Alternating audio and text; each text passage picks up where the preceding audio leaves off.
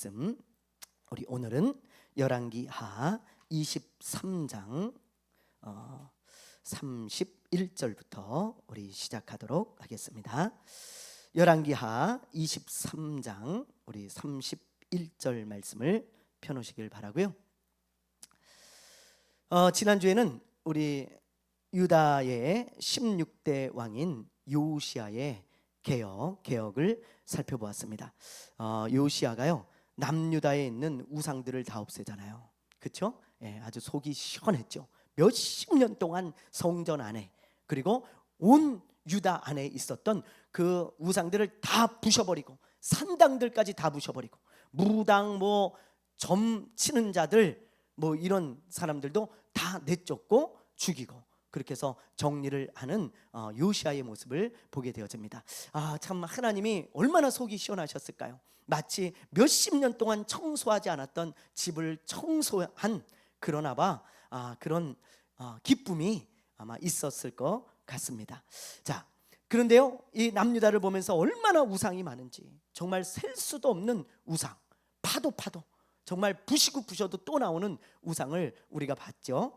이걸 보면서 이 당시 남유다만 그런 게 아니고 오늘날 크리스천들도 많은 우상을 가지고 있다라는 것을 나누었습니다. 근데 성경을 여러분 자세히 보세요. 하나님은 우상을 섬기는 자를 절대 기뻐하지 않고 그런 사람에게 복을 주시지 않았잖아요, 성경에 보면. 그런데 오늘날 많은 크리스천들이 우상을 마음에 품고 살아갑니다. 그러니 하나님이 어찌 복을 주실 수가 있겠어요? 그래서 이런 말씀을 보면서 우리 안에 있는 우상을 우리가 부셔야 된다. 우리 안에 우리도 모르게 이렇게 가운데 자리 잡고 있는 이 하나님보다 더 소중하게 여기고 또 하나님의 자리를 차지하고 있는 이 우상이 있다면 과감히 던져버리고 부셔버릴 때 하나님이 복 주시는 삶이 되어진다라는 것을 우리가 함께 나누었습니다. 자, 여러분 절대로 우리 마음에 우상이 있게 되지 않기를 바랍니다. 아멘. 네. 자, 이제 오늘은 요시야가 죽고요, 그의 아들들과 손자가 왕이 되어지는 것을 볼 텐데요. 이제 남유다의 명운이 이제 기울어지고 있습니다. 자, 어떤 사람들이 왕이 되어지는지 우리 한번 보겠습니다. 자, 23장 31절 말씀 우리 한번 읽어볼게요. 23장 31절. 자, 시작. 여호아스가 왕이 될 때 나이가 23세라. 예루살렘에서 석 달간 다스리니라. 그의 어머니의 이름은 하무달이라. 림나 에레미야의 딸이더라. 아멘. 자, 여기 보면 요시야가 죽고 그의 아들인 여호아스가 제 17대 유다의 왕이 되어집니다. 자, 여기 보세요. 17대 왕 여호아스. 자, 몇 살의 왕이 됩니까? 여기 말씀해 보면 23살. 그런데 얼마나 다스려요? 얼마나 다스립니까? 3개월. 초등학교 반장도 한 6개월 1년 하는데 3개월 참 정말 진짜 너무 짧게 했죠. 3개월밖에 하지 않았어요. 사실 여호아스는 이 요시야의 장남이 아닙니다. 장남이 아닌데 사람들이 여호아스를 먼저 왕으로 세웠어요. 왜 그랬는지 성경은 말하고 있지 않지만 아마 우리가 추측하건대 이 여호아스가 아마 가장 왕이 될 만한 제목이 아니었는가. 이 요시야의 4명의 아들이 있었거든요. 근데 그 중에 이 여호아스가 장남은 아니지만 그러나 사람들이 볼 때 가장 왕감이 아니었는가, 그렇게 생각이 되어집니다. 자, 이렇게 제일 왕으로 적합하다고 생각을 했는데 그랬다면 잘해야 됐잖아요. 그리고 오래 해야 됐는데 그렇지 않고 오히려 가장 짧게 했습니다. 그러나 항상 제가 얘기하죠, 짧고 긴 게 중요한 게 아니고 어떻게 살았는가, 무슨 일을 했는가, 이게 훨씬 중요한 것입니다. 그렇죠? 자, 어떤 일을 했고 어떤 삶을 살았는지 이 사람이 한번 우리 보겠습니다. 33절부터 34절. 자, 우리 한번 읽어볼게요. 자, 한번 읽어보겠습니다. 시작.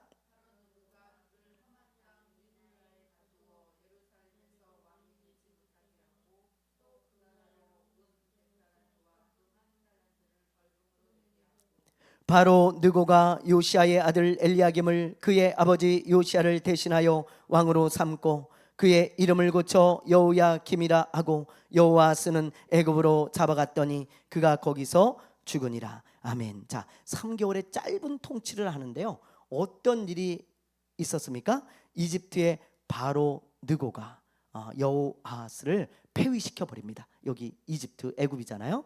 예, 남유다고요.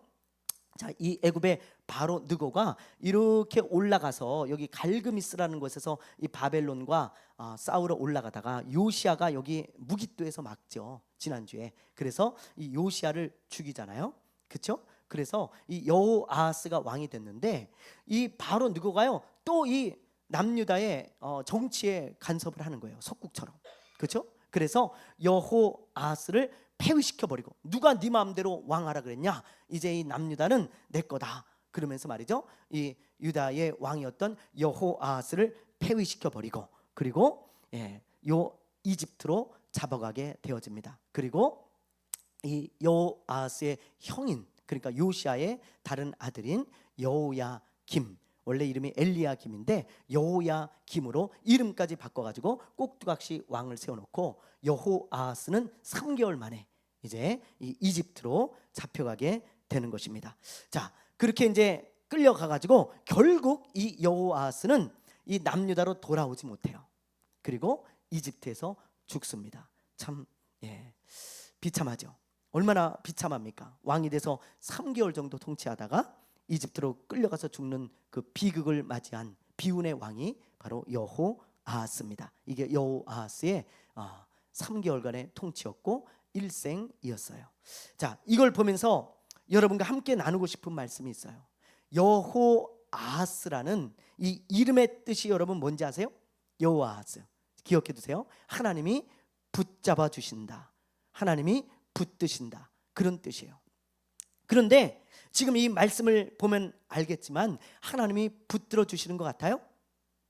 그렇지 않죠. 아마 이 여호아하스의 아버지였던 요시야가요, 하나님을 굉장히 경외했던 왕이잖아요. 그 요시야가요, 이 아들의 이름을 지을 때 뭐라고 할까 기도하고 하다가 하나님이 붙들어 주셨으면 좋겠다, 하나님의 손으로 이 아들을 붙들어 주셨으면 좋겠다, 그런 뜻으로 아마 지었을 거예요, 여호아하스. 근데 그의 삶을 보면 하나님이 붙들고 있다가 손을 놔버리는 것을 우리가 보게 되어집니다. 자, 그래서 이렇게 비참한 신세가 되어지고 그렇게 비참하게 죽은 거예요. 그렇다면 하나님이 왜 여호아하스를 붙잡아 주지 않고 그 손을 놓아버리셨을까? 여러분, 왜 놓아버리셨을까요? 성경은 이렇게 이야기하고 있어요. 32절 우리 한번 읽어볼게요. 32절, 자, 읽어봅니다. 시작. 여호아하스가 그의 조상들의 모든 행위대로 여호와 보시기에 악을 행하였더니. 아멘. 자, 하나님이 왜 손을 놓으셨는지 분명히 아시겠죠, 여러분? 자, 여러분, 여호아하스가요 악하고 더럽게 살았어요. 하나님이 보실 때 너무너무 악한 거예요. 그래서 하나님이 도저히 손을 잡고 갈 수 없는 사람이었습니다. 붙잡아 줄 수 없는 사람이었다, 이 말입니다. 너무너무 악하게 살아가고 하나님을 진노하게 만드는 그런 사람이었는데, 어떻게 하나님이 그 손을 붙잡아주고 그 사람을 도와줄 수가 있겠습니까?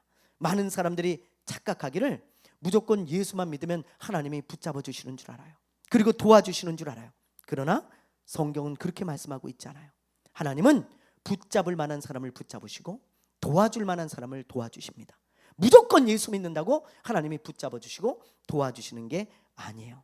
그래서 성경에 보면 하나님이 어떤 사람을 붙잡아 주시고 도와주시는지 너무 많이 써 있어요.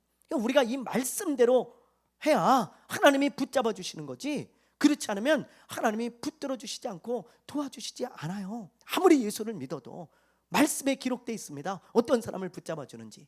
자, 여러 가지가 있지만 제가 대표적인 말씀 2개만 여러분들과 함께 나누도록 하겠습니다. 시편 37편 23절 24절이에요. 자, 한번 읽어볼게요. 시작. 여호와께서 사람의 걸음을 정하시고 그의 길을 기뻐하시나니 그는 넘어지나 아주 엎드러지지 아니함은 여호와께서 그의 손으로 붙드심이로다. 보세요, 여기 23절에 보면 여호와께서 사람의 걸음을 정하시고 그의 길을 기뻐하시나니, 그러니까 하나님이 기뻐하는 사람, 하나님을 기쁘게 하는 사람. 자, 24절, 그는, 그 사람은, 하나님을 기쁘게 하는 그 사람은 넘어지나 아주 엎드러지지 않으면 여호와께서 그의 손으로 어떻게 하십니까? 어떻게 하세요? 붙드시미로다. 하나님이 붙잡으시고 도와주시기 때문에 하나님을 기쁘게 하는 그 사람은 엎드러질 때도 있고 넘어질 때도 있고 실수할 때도 있고 좀 잘못될 때도 있지만 아예 엎드러지거나 아예 넘어지지 않는다는 거예요. 왜? 하나님이 그 넘어진 손을 붙들고 일으켜 주시기 때문이다. 그렇게 말씀하고 있는 것이죠. 자, 이 말씀을 보면 하나님이 어떤 사람을 붙잡아 주시는지 알 수 있잖아요. 하나님을 기쁘게 하는 사람이에요. 아무나 하나님이 그냥 붙들어 주는 게 아니에요. 여호아하스가 하나님을 기쁘게 하는 사람이었다면 그 이름대로 하나님이 붙잡아 줬겠죠. 그런데 하나님을 진노하게 만들고 있는데요, 악을 끊임없이 행하면서 하나님이 보시기엔 너무 악한데 어떻게 그 사람의 손을 붙잡을 수가 있겠어요? 하나님은 선하신 분이고 거룩한 분인데. 그래서 하나님은 그의 손을 놓을 수밖에 없었던 것입니다. 제가 몇 번 이야기했죠? 어떤 사람은요, 도둑질을 하고 경찰의 추적을 받고 있었는데요, 그 사람이 이제 막 도망을 가다가 성당에서 붙들렸어요. 성당에서. 그래갖고 경찰이 물었어요. 아니, 당신 왜 성당에 이렇게 있었습니까? 성당에서 뭐 했습니까? 그랬더니 하나님께 붙들리지 않도록 기도하고 있었다는 거예요. 하나님, 저를 좀 도와주십시오. 저 안 붙잡히게 도와주세요. 그러면서 기도하고 있다가 붙잡혔다는 거예요. 예, 그게 뉴스에 나온 적이 있습니다. 여러분, 하나님이 이렇게 하나님이 볼 때 악한 짓을 하는 사람을 하나님이 도와주시겠는가? 붙잡아 주시겠는가? 우리가 봐도 너무 어처구니가 없잖아요. 도둑질을 하고 하나님 안 들키게 해주세요. 하나님이 그 손을 붙잡아 주실 것 같아요? 그렇지 않잖아요. 그런데 오늘날 많은 크리스천들이 자기의 삶은 돌아보지 않고 하나님이 무조건 예수만 믿으면 붙잡아 주시고 도와주실 줄 알고 있다 이 말이에요. 그러나 그렇지 않습니다. 하나님을 기쁘게 하는 사람, 하나님이 지금 붙잡아 주신다고 시편에 말씀하고 있어요. 자, 또 한 가지 말씀을 보겠습니다. 시편 147편 6절 읽어봅니다. 시작. 여호와께서 겸손한 자들을 붙드시고 악인들은 땅에 엎드려 들으시는도다. 자, 하나님이 어떤 사람을 붙잡아 주십니까? 예, 겸손한 사람. 하나님은요, 교만한 사람의 손을 놓지 붙잡지 않습니다. 교만한 사람들은 하나님의 손을 놔요. 그래, 너 잘났구나. 네 힘으로 살아봐라. 너 그렇게 잘났니? 그럼 내가 손 뗄게. 그게 교만한 사람들이에요. 하나님이 손 떼는 사람, 그 교만한 사람들입니다. 열왕기 상하를 우리가 봐서 알겠지만 여러 왕들을 보세요. 왕들이 하나님의 은혜로 잘 되면 고질병처럼 찾아오는 게 뭐예요, 여러분? 교만이에요. 근데 그 사람들만 그런 게 아니고 우리도 조심해야 되고 모든 크리스천들이 가장 조심해야 될 게 교만입니다. 하나님이 복 주시면 인간은 교만해질 확률이 99%예요. 99%. 그 하나님을 경외하고 믿음이 좋았던 뭐 우시야 왕, 그렇죠? 이런 사람, 히스기야 왕, 이런 사람들도 전부 교만해져 가지고 하나님의 징계를 받는 것을 보게 되어집니다. 여러분, 하나님이요, 이렇게 교만해지는 사람들 손을 놓으세요. 너 그래? 네가 잘나서 그렇게 강해졌다고 생각하지? 우시야야. 우시야가 너무 잘되고 나라가 강성해지니까 교만해졌잖아요. 하나님이 생각하기에 그래, 너 내가 손 떼볼 테니까 너 혼자 한번 잘해봐라. 그리고 손 떼는 순간 나라가 기우는 거예요. 여러분, 형통하던 게 막히는 거예요. 잘 되던 게 꼬꾸라지는 거예요. 하나님의 은혜였다는 것을 모르고 우시야 왕, 또 히스기야 왕이 교만했잖아요. 하나님이 손을 떼셔서 그렇습니다. 하나님은 겸손한 자를 붙드시고 도와주세요. 그런 것을 여러분 말씀을 통해서 우리가 알 수 있는 거죠. 정말 이름대로 여호아하스 왕이 정말 하나님을 기쁘게 하고 겸손했더라면 하나님이 그를 꼭 붙들고 계셨을 거예요. 여러분, 우리의 삶도 마찬가지입니다. 우리가 하나님을 기쁘게 하는 삶을 살아갈 때, 또 겸손히 주님과 동행할 때 하나님은 우리를 꼭 붙들고 계신 줄로 믿습니다. 그런 사람 되시기를 주님의 이름으로 축원합니다. 예, 남유다의 18대 왕, 이제 3개월 만에 17대 왕이 끝났어요. 여러분, 3개월 만에 이집트로 이제 잡혀가서 거기서 죽습니다. 자, 그리고 18대 왕 여호야김의 스토리를 우리 한번 보도록 하죠.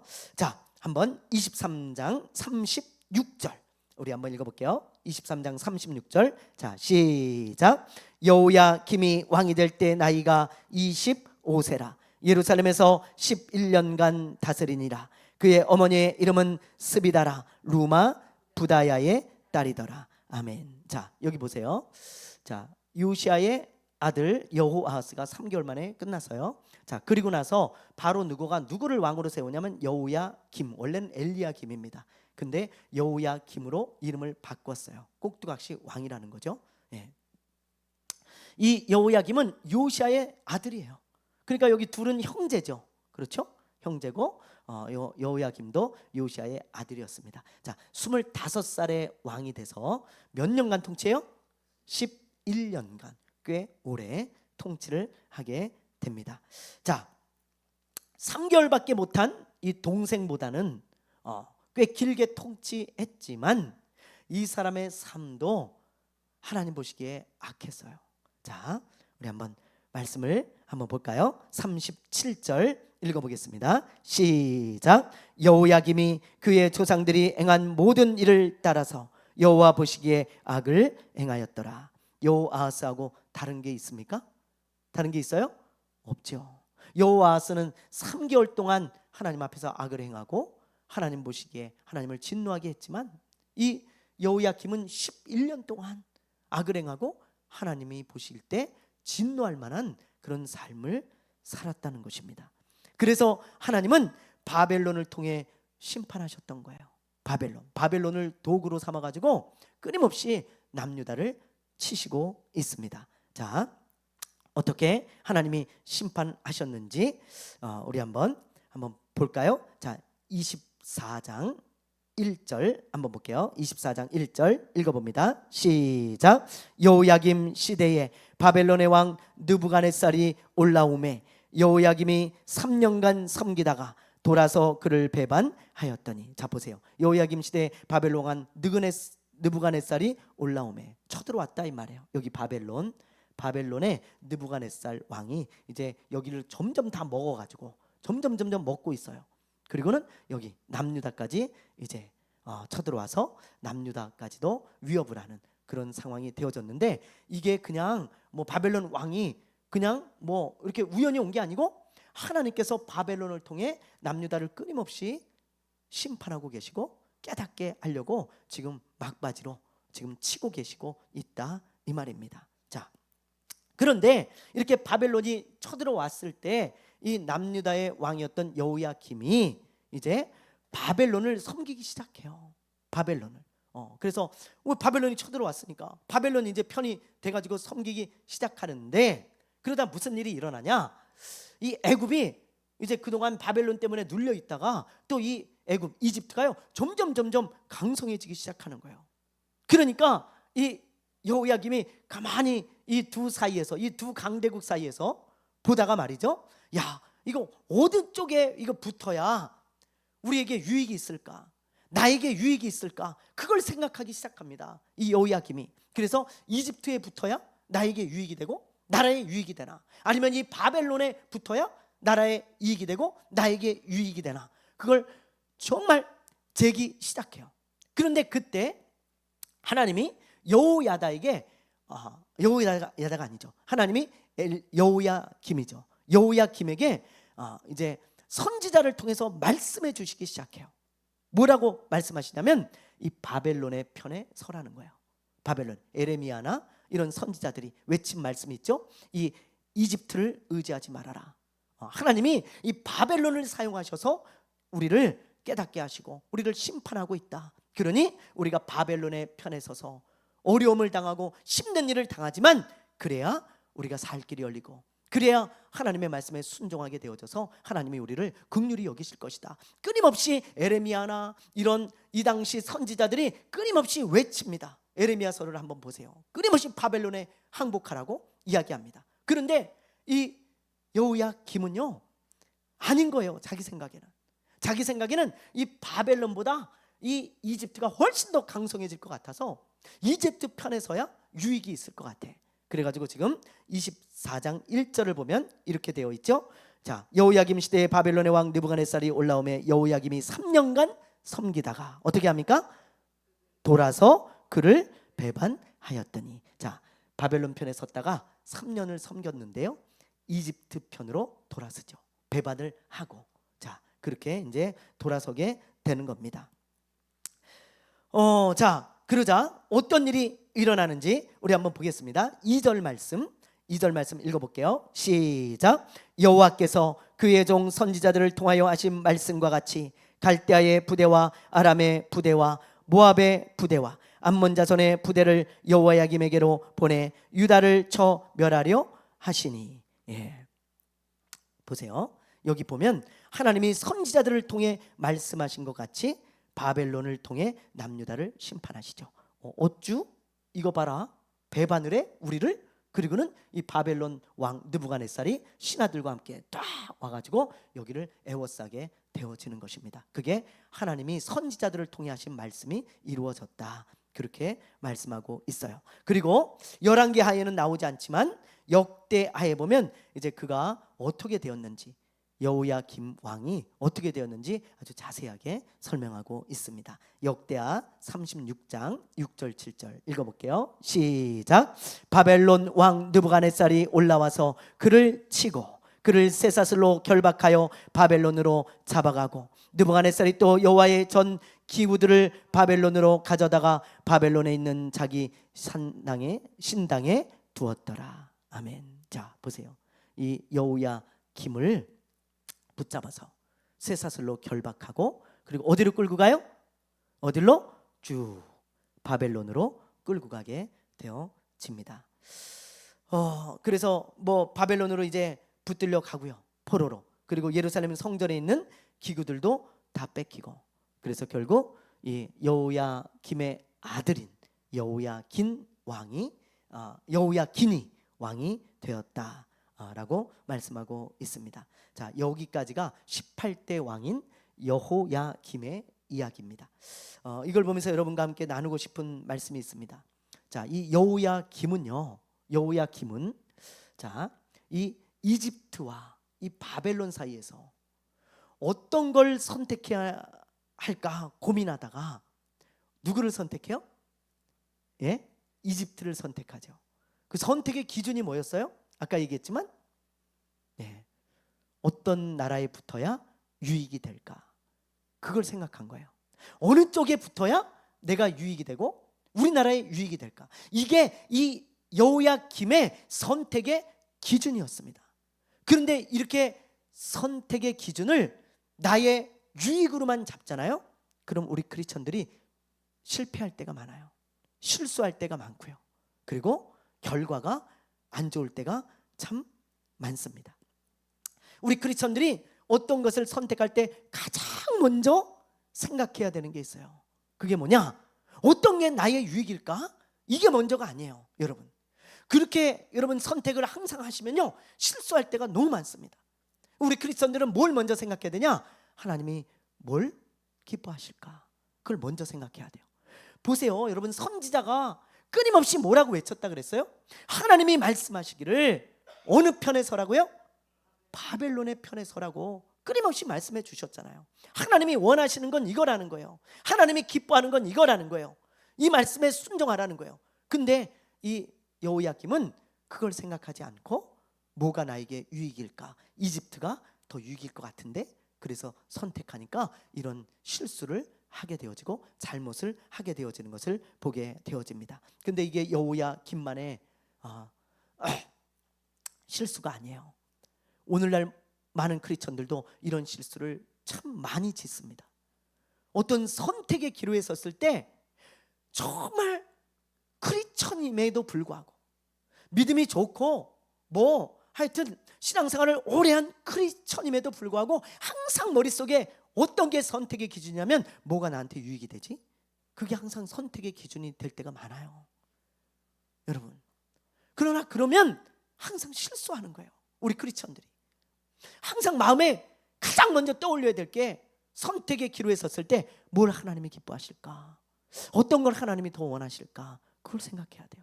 그러면 처음에는 잘못되는 것 같고 이게 바보 같은 선택인 것 같고, 그리고 이게 별로 좋은 선택이 아닌 것 같지만 하나님이 반드시 도와주시고 복을 주십니다. 그래서 참 잘했다 라는 생각이 들고요, 나중에 인생을 지나왔을 때 야, 그때 내가 참 잘 선택했어, 하나님이 복을 주셨잖아, 그런 간증을 할 수 있는 기회가 되어지는 거예요. 아브람과 롯의 차이가 바로 그거였습니다. 아브람과 롯의 차이. 아브람과 롯은 둘 다 하나님을 경외하고 믿는 사람이었잖아요. 그래서 저 갈대아 우르에서, 그렇죠? 저 가나안 땅까지, 이 지금의 이스라엘 땅까지 목숨을 걸고 온 사람들이에요. 하나님의 약속의 말씀을 믿고 둘 다 믿는 사람입니다.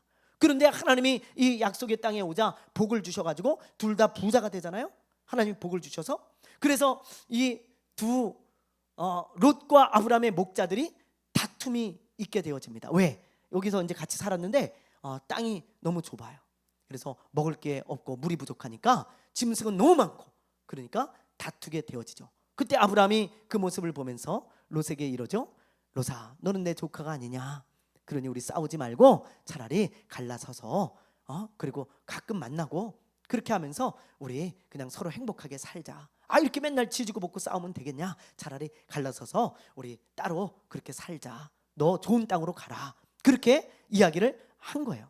그러자 이 롯이 쭉 둘러보다가 어디로 선택을 해요? 어디로? 여기 소돔과 고모라 땅을 선택을 하죠. 여러분, 이게 좋은 선택이에요? 좋은 선택이에요? 아니에요. 그러나 여러분, 인간적으로 볼 때는 굉장히 좋은 선택입니다. 왜요? 여기는 물이 풍부한 지역이에요.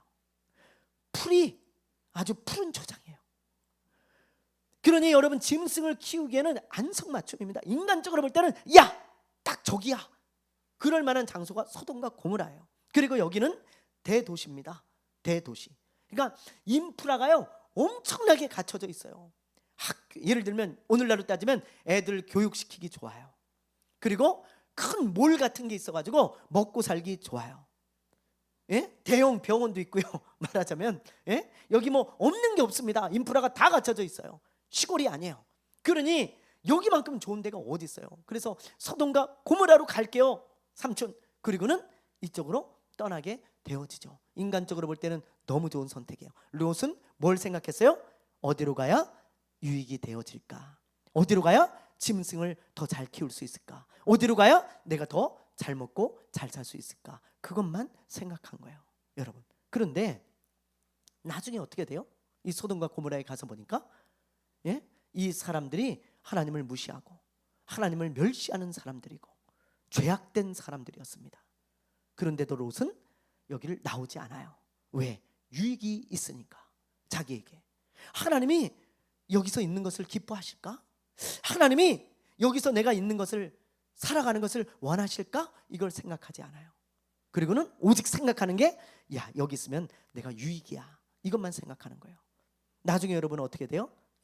어떻게 돼요? 하나님이 소돔과 고모라를 불로 심판하셔서 그동안 많은 재산을 모은 것 같고 많은 짐승을 모은 것 같지만 하루아침에 다 잃어버리고, 그리고 자기 아내는 소금 기둥이 되어지고 비참하게 맨발로 도망쳐 나오는, 그것도 아브라함의 중보기도로 말미암아 하나님이 긍휼히 여기서 살려주는 그런 역사가 있습니다.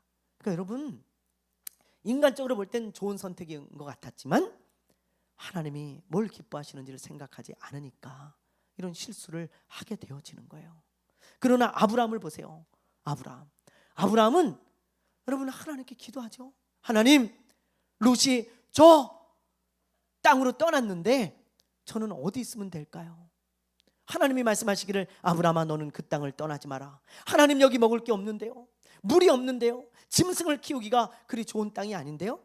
괜찮아, 내가 너에게 약속한 땅이지 않니? 내가 너와 함께 할게. 여기를 떠나지 마라. 그때 아브라함이 순종하죠. 알겠습니다, 하나님. 그리고는 이 땅에 머물러 있습니다, 아브라함은. 그러니까 아브라함은 뭘 하나님이 원하실까, 그걸 생각했지 나에게 유익인가를 먼저 생각하지 않았던 거예요. 그러자 아브라함에게 하나님이 어떤 복을 주십니까? 창대해지는 복을 주시죠, 오히려. 그러니까 여러분, 이런 것을 볼 때 우리가 매사에 무엇을 선택해야 되는지 명확해지지 않습니까? 근데 이게 쉬운 것은 아니에요. 항상 말하지만 제가 이렇게 말씀을 전하고 있지만 이게 굉장히 어렵습니다. 저도 어려워요. 항상 우리는, 인간은 어떤 걸 먼저 선택하냐? 나에게 유익이 뭘까? 그걸 선택해요. 그러나 하나님은 선택의 기준을 그것으로 갖지 말라는 거예요. 그러면서 우리에게 지금 여호야김의 실수를 봐라. 여호야김이 하나님의 말씀을 듣지 않고 이집트에 붙었다가 저렇게 징계를 받고 심판을 받지 않았냐? 자기 생각에 유익한 쪽을 따라가지 말고 하나님이 뭘 원하실까를 생각하고 선택해야 된다. 그 메시지를 우리에게 주고 있는 거예요. 여러분, 아브라함도 그렇고요. 마찬가지고요. 오늘 이 말씀을 보면서요, 우리가 선택의 기준을 다시 한번 마음에 정립했으면 좋겠어요. 아, 그래요. 하나님, 내가 언제나 선택할 때 이 말씀이 생각나게 좀 해주세요. 그래서 하나님, 정말 나의 유익을 따라가지 않고 그걸 먼저 선택하지 않고 하나님이 뭘 원하시는지 기도해보고 묵상하고 생각하고, 그리고 하나님이 원하시는 걸 선택할 수 있는 믿음의 사람이 되게 해달라고, 아브라함과 같은 사람이 되게 해달라고 기도하시고 또 선택의 기준을 그렇게 잡으시기를 바랍니다. 그러면 하나님이 여러분의 삶을 책임져 주실 거예요. 여러분, 꼭 이 말씀을 믿으십시오. 만약에 그게 거짓이라면 이 성경은 다 거짓말인 거예요. 그러나 이 성경은 우리가 알다시피 진실이잖아요. 그러므로 항상 선택의 기준을 그렇게 잡으시기를 바랍니다. 아멘. 네, 이제 마지막으로 남유다의 19대 왕 여호야긴을 보고 마치겠습니다. 자, 8절 말씀 우리 한번 볼게요. 8절 말씀 읽어봅니다. 시작. 여호야긴이 왕이 될 때 나이가 18세라. 예루살렘에서 석 달간 다스리니라. 그의 어머니의 이름은 느후스다요 예루살렘 엘라단의 딸이더라. 아멘. 자, 여기 이제 19대 왕, 이제 다음번에 우리 시드기야 마지막 왕을 보면 남유다가 멸망하고 끝납니다. 열왕기하가 어디에 와 있는지 아시겠죠? 자, 19번째 왕인 여호야긴인데 이 여호야긴은 누구냐? 여호야김의 아들이에요. 바벨론으로 이 사람이 끌려가잖아요. 그리고 바벨론 왕 느부갓네살이 그의 아들 여호야긴을 또 꼭두각시 왕으로 세워 놓습니다. 비참하죠. 그러니까 이 남유다는 전혀 힘이 없는 거예요. 여러분, 자기들 마음대로 왕도 못 세우고 항상 주변 나라에 의해서 왕이 세워지고 그렇게 꼭두각시 노릇을 하는 것을 보게 되어집니다. 자, 그렇게 비참한 신세로 전락했는데 이 여호야긴이 18살의 왕이 돼가지고 얼마나 통치를 해요? 3개월. 이 여호아스와 똑같죠. 3개월밖에 통치를 못합니다. 자, 그러면 3개월 동안 이 사람은 뭘 했을까요? 자, 우리 9절 말씀 한번 볼게요. 9절 읽습니다. 시작. 여호야긴이 그의 아버지의 모든 행위를 따라서 여호와께서 보시기에 악을 행하였더라. 그의 삶이 어떻습니까? 어때요? 여기 보세요. 이 여호아스, 여호야김과 똑같아요, 달라요? 완전히 똑같아요. 완전히 똑같습니다. 하나님 보시기에 악만 행했어요. 악만. 그리고 하나님을 진노하게 만든 왕이 이 여호아스, 여호야김 그리고 여호야긴입니다. 19대 왕. 그러니 여러분, 하나님이 가만히 놔둘 수가 있어요? 아니잖아요. 이 여호아스에게도 바벨론을 보내서 또 치게 하셨고, 여호야김에게도 바벨론을 보내서 치게 하신 것처럼 이 여호야긴에게도 바벨론을 보내서 또 치게 하시는 거예요. 자, 우리 10절에서 13절 한번 읽어보겠습니다. 10절에서 13절. 자, 시작. 그때에 바벨론의 왕 느부갓네살의 신복들이 예루살렘에 올라와서 그 성을 애워싸니라. 그의 신복들이 애워쌀 때 바벨론의 왕 느부갓네살도 그 성에 이르니 유다의 왕 여호야긴이 그의 어머니와 신복과 지도자들과 내시들과 함께 바벨론 왕에게 나아가매 왕이 잡으니 때는 바벨론 왕 8째 해니라. 아멘.